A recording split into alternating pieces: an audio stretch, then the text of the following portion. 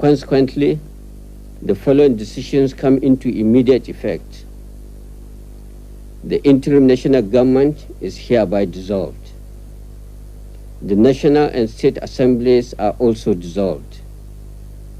The State Executive Councils are dissolved. The brigade commanders are to take over from the governors in their states until administrators are appointed. Where there are no brigade commanders, the commissioners of police in the states are to take over. All local governments stand dissolved. The directors of personnel are to take over the administration of the local governments until administrators are appointed. The National Electoral Commission is hereby dissolved. All former secretaries to federal ministries are to hand over to their director generals until ministers are appointed. The two political parties are hereby dissolved. All processions, political meetings, and associations of any type in any part of the country are hereby banned. Any consultative committee, by whatever name called, is hereby proscribed. Decree 61 of 1993 is hereby abrogated.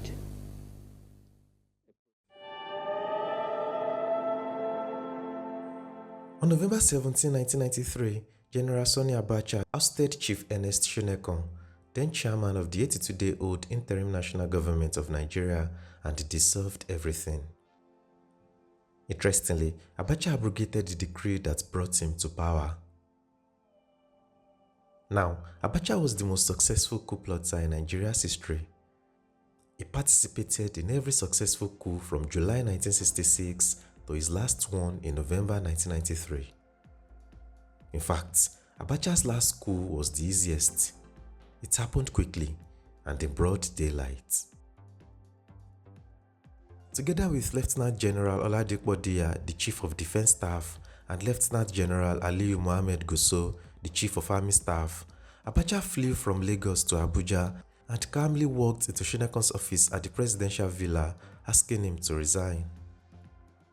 It was 10 a.m. on that fateful day, and Shonekan, the former United African Company UAC executive, never had operational control of the Nigerian Armed Forces during his 82-day interim stay in office. He wisely chose not to resist, and the Egba man from Abeokuta simply resigned. Amusingly, Abacha allowed Shonekan to even give a farewell speech.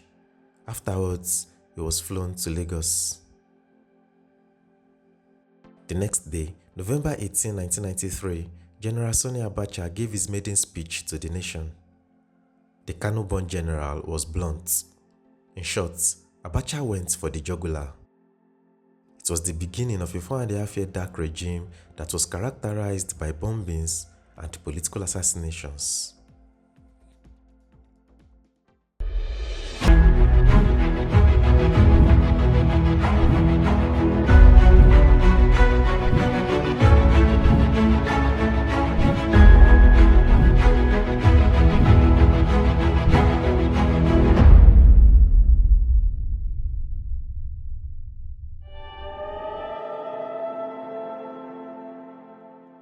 After the Muhammadu Buhari military coup ended Nigeria's Second Republic on December 31, 1983, it was inevitable that the 1979 constitution would be suspended. After less than 2 years in power, Buhari was overthrown on August 27, 1985 by his Chief of Army Staff, Major General Ibrahim Babangida, and in 1987, the 1979 constitution was reviewed. The reviewed constitution was approved by the Armed Forces Ruling Council AFRC in 1989.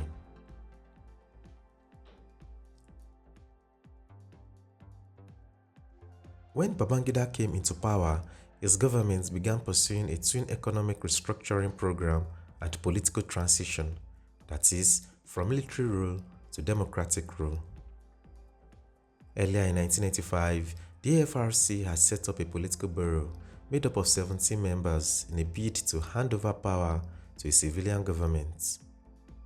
The bureau assessed Nigeria's political history, identified pitfalls that led to the failure of the first two republics, and proffered strategies on the way forward. It then recommended to the AFRC that only 2 political parties be allowed in the Republic to ensure a political background built on ideology and principles and not ethnicity. Before then, there were about 49 registered associations which were then condensed into 2 political parties. The parties were the National Republican Convention (NRC) and the Social Democratic Party (SDP). After this modality was embraced by everyone, the next hurdle before the AFRC was the promulgation of programs to accomplish the goal of democratic stability. The objectives of the programs include 1. Making laws to prevent anyone from hijacking the politics of the Third Republic. 2. Ensuring that political parties and electioneering campaigns are duly funded by the states to relegate the role of private money in politics. 3. Founding of state agencies such as the Center for Democratic Studies (CDS) and Mass Mobilization for Social and Economic Recovery (MAMSA) to teach, instill, and influence democratic behavior. 4. Supervise directly the electoral process and smooth transition from military to civilian rule by the AFRC. And 5. Establish 2 grassroots political parties to allow for mass participation. Based on these conditions, the 2 parties, NRC and SDP, got to work, canvassing for votes. In 1991, the gubernatorial and state legislative elections were held. The battle for political dominance between the NRC and SDP was so fierce that both parties refused to perform legitimately in the final stages of the electoral process, which was surprising. Against the backdrop of extreme cynicism and intra-party fracasses, the federal legislative primary and executive primary elections were held in 1992.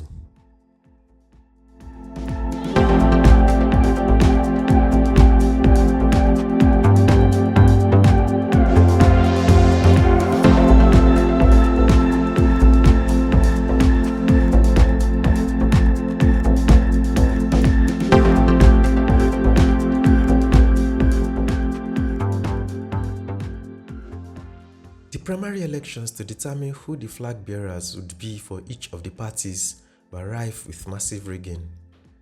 The contenders for the SDP were Olufalaye and Shehu Musa Yar'Adua, while the NRC had Adamu Siroma and Umaru Shinkafi as contenders. They all wanted to win at whatever cost. In September 1992, the presidential primaries were cancelled due to political anomalies, and the parties were urged to try again. The date for the military abdication from power for a civilian president was also postponed.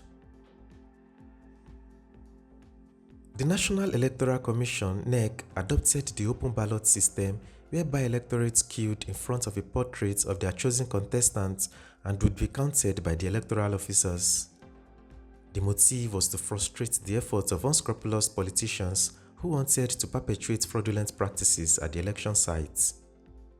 It also meant everything was done in the open and everyone could see how the counting was done so that the results would be accurate. While the chairman of the SDP, Babagana Kingibe, welcomed this new system of voting, stating that the open ballot system would in a short while constitute Africa's major contribution to democracy, the NRC took a dim view of the new electoral process. Instead, the party opted for a modification of the procedure, suggesting an open secret ballot system. The difference here was that the thumbprinting and sealing of the ballot paper would be done in secret, but the voter would drop the paper in a ballot box placed outside for all to see. Alas, this strategy did not hold sway during the presidential primaries, and with the NEC determined to resolve this issue before June 12, 1993, which was the date set for the presidential election, another approach dubbed Option A4 was concocted. Here, each state of the federation would elect 2 presidential candidates from both parties and would converge at a national convention of both parties where voting would be done to determine each party's flag bearer. The national conventions were held from March 27 through 29, 1993. That of the NRC was held in Port Harcourt, Rivers State, and Bashir Tofa emerged as the party's presidential candidate. Meanwhile, the SDP convened in Jos Plateau State, and Moshood Abiola scaled through to become the party's flag bearer. However, it was a close call between him and Babagana Kingibe. At the time, it was a political relief as both contenders received full support from their parties without any squabbles. The process was orderly, and those who lost were magnanimous in defeat. Option A4 was indeed a success and was like a stepping stone mirroring what the main elections would look like, which was a free and fair election. A decree titled Presidential Election Basic Constitution and Provision Decree 13 was promulgated to stimulate the electoral process. The decree stated that the presidential candidates could be disqualified if fresh evidence was discovered implicating them in legal and political culpability in the past. To emphasize more on the decree, the NEC reiterated the tenets of Decree 27 of 1989. This was to prevent electoral violence. Emphatically, the NEC affirmed that the presidential election would be held irrespective of any hindrance on June 12, 1993, and not be deferred.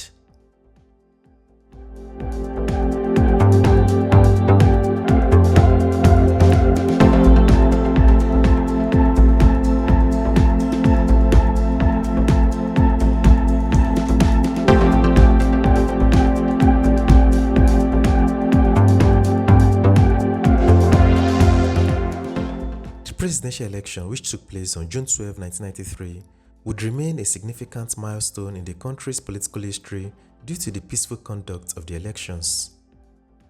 Nigerians came out in their numbers to vote accordingly.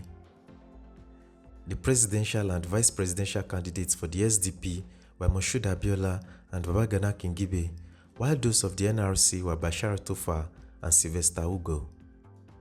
At the end of the voting process, the SDP won in 19 states, while the NRC won in 11 states.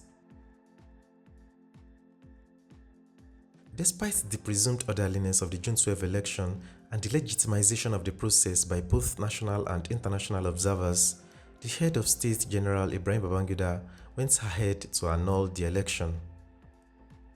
Babangida lists some causes that led to the annulment of the election. They were 1. Allegations of irregularities by presidential candidates which the NEC overlooked. 2. Evidence of widespread bribery during party primaries as well as the election. And 3. Cases of documented and confirmed conflicts of interest between the government and both aspirants, thereby compromising their positions and responsibilities should they become the president. Another presidential election was called for by the National Defense and Security Council, which will be supervised by the electoral body, NEC.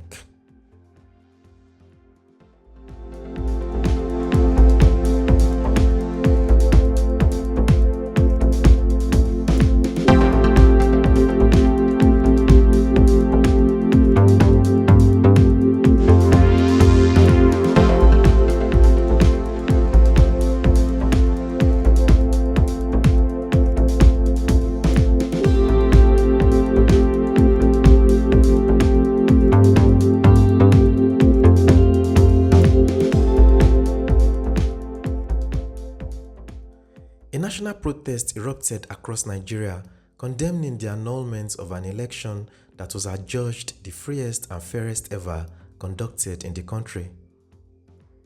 General Babangida then stepped aside, and on August 26, 1993, he stylishly handed over power to Chief Ernest Shonekan, who became the head of an interim national government. 82 days later, on November 17, 1993, General Sani Abacha forced Shonekan to resign in a palace coup. The next day, November 18, 1993, Abacha made his maiden broadcast to the nation and formally dissolved whatever was left of the Interim National Government, effectively ending Nigeria's Third Republic. This regime will be firm, humane, and decisive, We will not condone nor tolerate any act of indiscipline. Any attempt to test our will be decisively dealt with. You can check out the full story of how Abacha overthrew Shonekon in our next episode.